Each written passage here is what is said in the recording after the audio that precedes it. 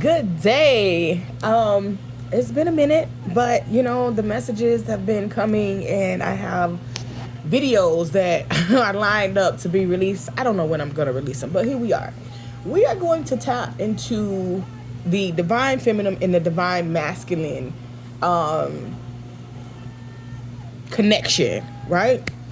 So if you are familiar with stories from the very beginning of time, the divine feminine was the one that ruled, the earth. They were the priestesses. They had the temples and so on and so forth. And when the divine masculine seen the energy that the divine feminine possessed, they stole it and then they switched everything around.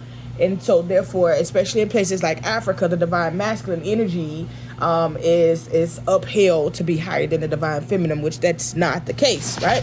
But you just have to know who you are on your journey, okay? So welcome to Spiritual Enlightenment with Spiritual Goddess Yafumi. So sorry if you hear the noise in the background, okay? So ultimately, we want to find that perfect balance, to align with the divine feminine and the divine masculine. But there's this ego trip that the divine masculine is on because they don't want to they don't want to see it as the divine feminine, as the divine feminine being more powerful, being the superior. But you have more teachings that are coming out that are, bringing to the light how the divine feminine is, the superior one, right? God is a woman, so some people say, when they speak of God, they say her, him, her, just to, keep the balance for no disrespect, right? But you show me a man that can have a baby now, and you can show me a man that can create now, and then, I can kind of believe that, God may be a man. But until then, we know that the creators of life, we know, what the definition of a God, you know what I'm saying? And only in the Moore's definition of a God, it turns out to be government and so on and so forth. But we know, the original definition of a God, right? And that is a woman. So neither here nor there.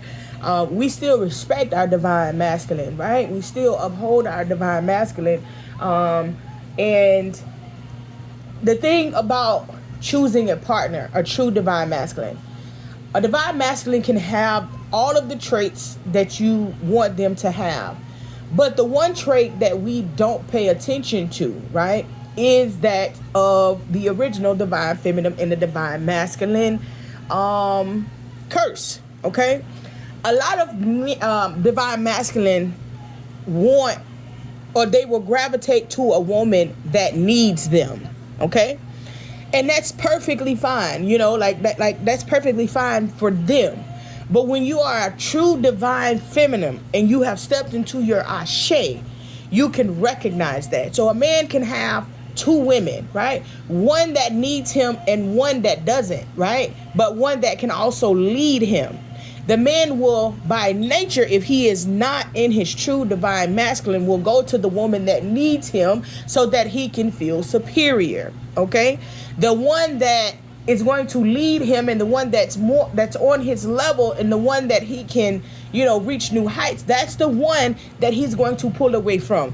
And that's the ultimate test for the divine feminine and the divine masculine, right? So that's when you know that you've met your match, the emperor and the empress. The emperor is not someone that you see in a high position and you say, oh, you're an emperor, right? Only in the U.S. we give people titles that they have not earned, right? See, the emperor is all four kings, right, in one. So to be all four kings, that means you've went through the four. That means you've went through every step, to get there. The page, the knight, the king, right? And these steps take years to accomplish to be able to go forward. In all four areas of your life, all of the four main areas of your life, you've went through all of these areas and you've mastered this to become the emperor. So this is why we don't just, and even for empresses, right? You've went through all of the queens and you've mastered, right? Or you have great knowledge of how you are supposed to be in all four energies, right?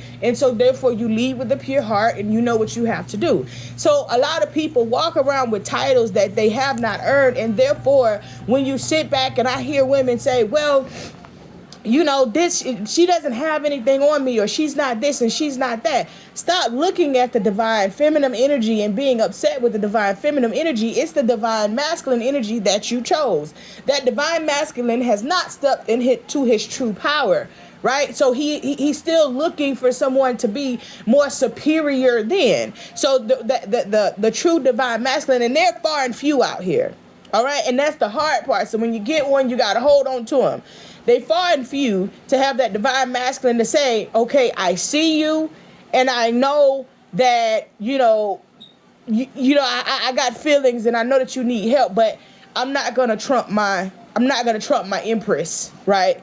For you. You know what I'm saying? Because you still need work. He's not in his ego to want to feel superior. He's not in his ego to want to feel needed, because he's going to be needed by default, right? He don't have to go out and do the work. They're going to come to him, right? These people that need him will come into him in flocks, because he has done the work on himself, and it can be sought out, right, from hundreds of miles away. So when we sit and we try to figure out if we are in our ashe, if we are, aligned where we need to be, whatever it is that you touch, it's going to flow. You don't have to push any type of energy. You don't have to push any type of connection. But the important part is to take accountability for the people that you're choosing. You put them in a category that they did not belong, okay? There is this true battle with the divine feminine and the divine masculine. Not every woman is a divine feminine, and not every man is a divine masculine, okay? There are a lot of women, especially here in the United States, that have been forced to tap more into their divine masculine energy just to be able to survive, because, whatever reason it is, you may feel as though this divine masculine isn't doing his job, so therefore you got to do it, and you tap more into that energy, okay? But you have to know balance, and you have to know that staying in your divine feminine energy will get you way further than tapping into that divine masculine energy that is there, right? That is not where you are supposed to be when you have done the spiritual work on yourself, okay? So the more spiritual work in the healing of past life trauma, and the healing of childhood trauma, and all of these things, because remember, you're either a victim or a survivor. The more you heal yourself, the more you will become comfortable with your divine feminine energy, and you will attract the proper divine masculine energy that is needed, okay? That's all I wanted to talk to y'all about this morning. Supreme gratitude for clicking on the video. Ashe.